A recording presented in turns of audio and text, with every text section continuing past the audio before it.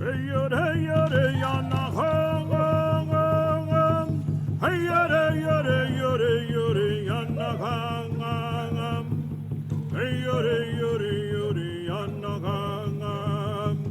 to Lipan Apocalypse, Episode 11, Grass Will Not Grow on the Path Between Us. I'm Brandon Seale. Quote, tears rained down the old man's face, while sobs fairly shook his frame. End quote. That's how Noah Smithwick described Lipan Captain Flaco the Elder's reaction to the news of his son's death. His son, Flaco the Younger, had burned down in the Lipan idiom, though that makes it sound like he died of natural causes or something. He most definitely had not. He had been sent on January 1st, 1843, to drive a Texian army's captured horse herd from Laredo back to San Antonio. His body was found along the Medina River a week later, around the same time that his horses showed up in Seguin, along with his saddle blankets and his personal remuda. Realizing what had happened and worried about the Lipan reaction to the murder of the, quote, flower of their tribe, end quote, Texas officials went into spin mode. Publicly, they blamed Mexican bandits for Flaco's murder, and or other Indians. They never quite got the story straight. But in private, Texas officials knew that Flaco had been murdered by a pair of Anglo-Texians. They even knew their names, Tom Thurman and James B. Rivas. No charges were ever brought, however. It was, in Smithwick's words, quote, one of the most pathetic incidents in the history of Texas, end quote. Describing his response to Flaco the Elder's reaction, Smithwick could only write, quote, I felt how useless words were in such a crisis. I could only express my sympathy by the tears that welled up to my own eyes, end quote. And Smithwick offered the elder Flaco a poem. It was no substitute for the justice that Flaco the Younger would never receive, but it had been written by President Sam Houston himself, and well, frankly, it's poignant. It's long, but here it is in a slightly abridged form. Quote, my heart is sad. A dark cloud rests upon your nation. Grief has sounded in your camp. The voice of Flaco is silent. His words are not heard in council. The chief is no more. His life has fled to the Great Spirit. His eyes are closed. His heart no longer leaps at the sight of the buffalo. The voices of your camp are no longer heard to cry, Flaco has returned from the chase. Flaco was a friend to his white brothers. They will not forget him. They will remember the Red Warrior. His father will not be forgotten. We will be kind to the Lipanes. Grass will not grow on the path between us. Signed, thy brother, Sam Houston. End quote. I feel like here's where I'm supposed to talk about the Lipanes' beliefs in the afterlife, about the Great Spirit, or that Flaco was now in the happy place, down in the southern world, with streams and shady cottonwoods and with all of his dead ancestors. But that, for me, would make this scene seem less real and fall in a long tradition of trying to accentuate how different Native Americans were as a subconscious way of distancing ourselves from the terrible violence perpetrated against them. And in truth, Flaco the Elder's response was much more relatable. He accepted Houston's poem graciously through his sobs. He told Noah Smithwick that he no longer wanted to be called Flaco, that even hearing his own name in the context of his son was too painful. And then he threw it all back in Smithwick's face, saying, quote, it has always been our custom to destroy everything belonging to the dead. But my son was the white man's friend, and I want to do with his things as white men do, end quote. He gifted Smithwick one of his son's finest horses. He sent 2 of his son's horses to the commander of the Texian army. And he sent President Houston a Mustang that Flaco had broken and trained himself.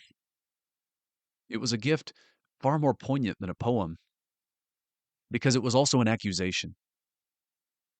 These horses would be living reminders to Houston, Smithwick, and to the army commander of the emptiness of their promises, of the hollowness of their kindness to the Lipanes. And then, like the Uvalde School District deciding to raise Robb Elementary, the Lipan captain formerly known as Flaco and his people destroyed the rest of the younger Flaco's belongings, struck their camp, and abandoned the site forever. Lipanes had been a fixture of life in Texas for as long as European settlers had been writing about it. As the great alliance makers of the plains, and as a people who had more than a century before defined themselves by a decision to live in symbiosis with and among settler societies. We see them singing in the streets of Laredo in 1828, living close enough to Refugio to save its ass in the Mexican invasion of 1842, and entangled in and around San Antonio for centuries before and after this. For example, at a community on Cibolo Creek where they were attending elementary schools with German immigrants, their fields of elote, or corn, which gave the name to Helotes on San Antonio's northwest side, in the old mission communities that still govern themselves a bit apart from the city of San Antonio proper, and even in the old so-called Indian town that sat at the junction of Apache and Alasan Creek on San Antonio's near west side. But 1843 was a turning point. First, obviously, there was the murder of Flaco the Younger, but also the great Captain Cuelgas de Castro had died the previous summer, apparently of natural causes, but it marked a passing of the baton to his sons, Juan and Ramon Castro. Then, as if to pile on their misfortunes, a particularly devastating bout of smallpox swept through Lipan communities that year, killing perhaps a fifth of Lipan men. And amidst all of this loss, Captain Flaco the Elder and Juan and Ramon Castro could feel Anglo-Texians' attitudes changing all around them as well. The vast majority of the 70,000 non-Indians living in Texas by 1843 were newcomers, with no context for the decades-long Tejano-Anglo-Lipan alliance, and with a strong discomfort at seeing any Indians in their midst. In the words of Sam Houston, settlers became, quote, victims to their own indiscretion and temerity, end quote. You may not be surprised to learn that the social media of the day, newspapers, never hesitated to circulate the wildest and most unsubstantiated rumors, in particular, rumors of Apache violence. A contemporary Texas Ranger, and certainly no lover of Indians, reviewed the records from 1823 to 1875 to count the number of deaths actually attributable to Indian violence. His final tally was approximately 400 Anglo-Texians and enslaved people killed over the course of the entire 52-year period, two-thirds of them by Comanches. By 1849 alone, however, Texas newspapers reported 150 to 200 civilians having been scalped along the frontier that year. All of them, it seems, entirely false. Working against the Lipanes was that they were wealthy and they were closer by than any other Indians. And in fact, an entire industry had sprung up of Anglo bandits dressing up as Indians, going on raids, and then loudly proclaiming their supposed Indian identities in suspiciously good English. All of it to justify the retaliatory raids against the real Indians that would follow. The Lipanes actually tried for many years to protest these attacks and the accompanying theft of their property using the Texian court system, but by 1843, they'd given up. A comprehensive Indian bill in 1843 also enshrined into Texas statute the policy that Flaco and Juan and Ramon Castro had been sensing for some time. First, there was no longer any special designation for the Lipanes as quote-unquote friendly Indians. Second, it prohibited all Texas Indians from crossing an ill-defined line of white settlement, effectively displacing the Lipanes from land where they had coexisted with European settlers for centuries. It was enough to make an old Lipan long for the days of Spanish rule. Because behind the Spanish forked-tongued diplomacy was at least a recognition that the Lipanes were the de facto owners of the state. This is why Spanish and Mexican governments had only ever patented out 15% or so of the lands that they claimed in Texas, because the other 85% were clearly owned and occupied by peoples like the Lipanes. Behind Texian policies, however, was some unquestioned idea that even the 85% now belonged to as yet to come Anglo settlers, and that the Lipanes would only be begrudgingly allowed to occupy those lands for so long as it took for these new settlers to get here.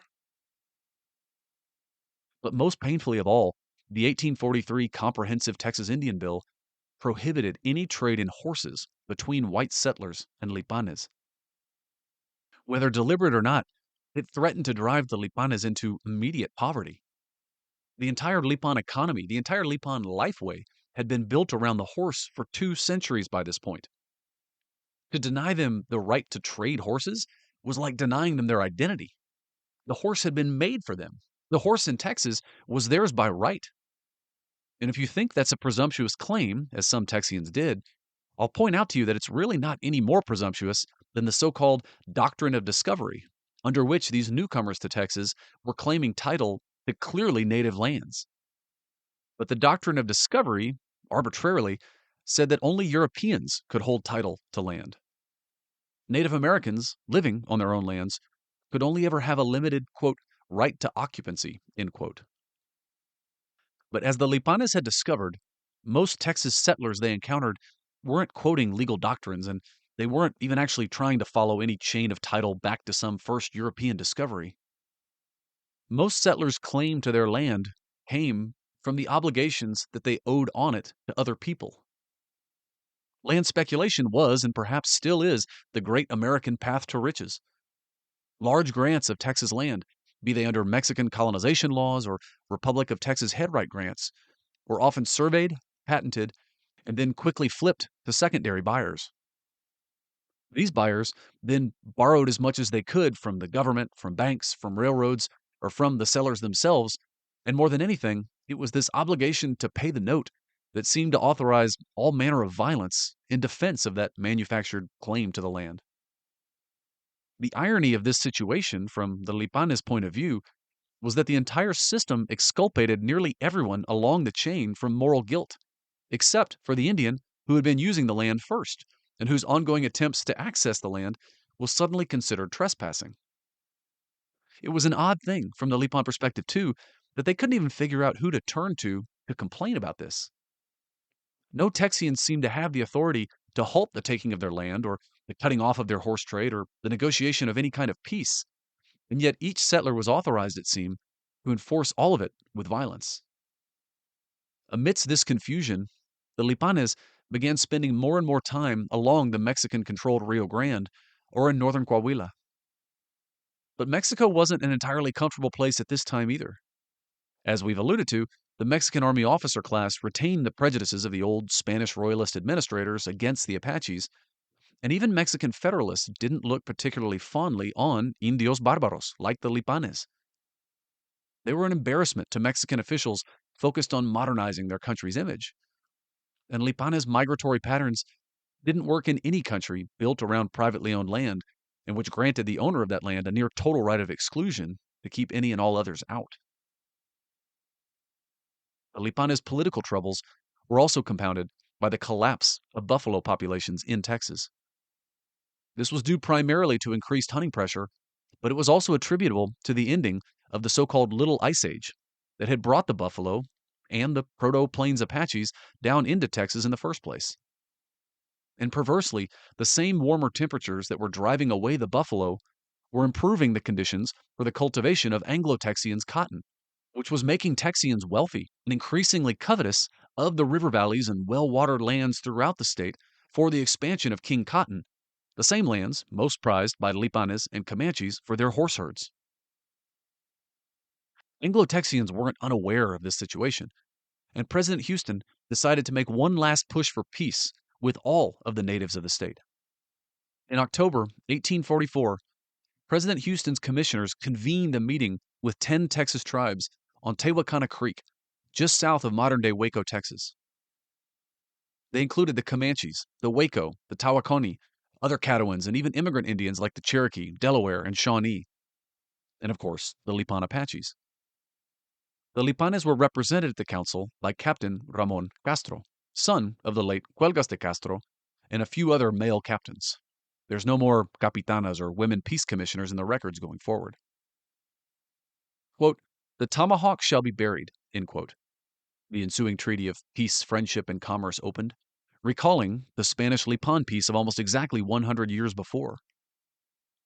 Like the 1749 ceremony, this one too featured an enormous barbecue, though the differences in how the beef was prepared hinted at the cultural changes in the interim.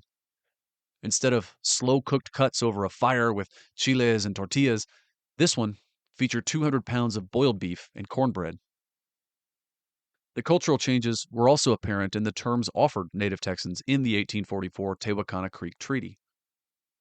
Whereas the 1749 Spanish treaty had incorporation of the natives as its goal, via weddings and shared religious ceremonies, the Texian Treaty of Tehuacana Creek focused on defining a sacrosanct line of white settlement, dividing native and Anglo worlds. Under the terms of the treaty, natives weren't technically giving up their claims to lands behind, but they would only be authorized to occupy them for so long as they were unoccupied by Anglo-Texian settlers, which was an increasingly rare case. In exchange, the Texian commissioners offered to make sure that no quote-unquote bad men crossed the line into Indian territory, but not really, because even if such bad men did cross, the Indians also had to promise not to harm them. The Lipanes, like the other natives, accepted the terms of this treaty and indicated themselves, quote, as perfectly willing to be governed by the instructions of the government in every respect, end quote. It was a posture that they had often adopted toward these kinds of treaties, even when they were being dictated at them, trusting in their ability as alliance makers to smooth over some of the harsher provisions of the document in the future. And there was still, in 1844, at least some vestigial memory amongst Texas officials of Lipan friendship. And so in practice, they were given, quote, special privileges as useful allies and were allowed to remain in their southern homeland, end quote. It was a measure of grace made easier by the fact that the Republic of Texas government never really had control of those southern homelands, and by the fact that the ever-resourceful, ever-alliance-making Lipanes had once again found a way to be of use to their settler neighbors, even when their settler neighbors didn't much seem to want to like them. For its entire existence, the Republic of Texas was acutely vulnerable to attacks from Mexico, as the 1842 invasions and occupations of San Antonio had shown. And Texians couldn't really counterattack without risking retaliation, and frankly, even the few times they had tried to probe inside of Mexico, it hadn't gone very well for them. From the failed Matamoros expedition at the start of the Texas Revolution, to the Mier expedition, to the disastrous Santa Fe campaign, Mexico remained pretty secure in its ability to hold off Texian incursions while continuing to launch raids into the fragile young republic. But the Lipanes could play both sides of the border in a way that no one else really could. And even though Anglo-Texians openly coveted Lipan lands in Texas, the Lipanes realized that the Texians would still shelter them from Mexican authorities. And so the Lipanes became proxies for a sort of Texian campaign to destabilize the northern Mexican border. In 1844 alone, 400 Lipanes hit 4 of the Rio Grande Villas, killing 83, taking 50 captives, and plenty more livestock.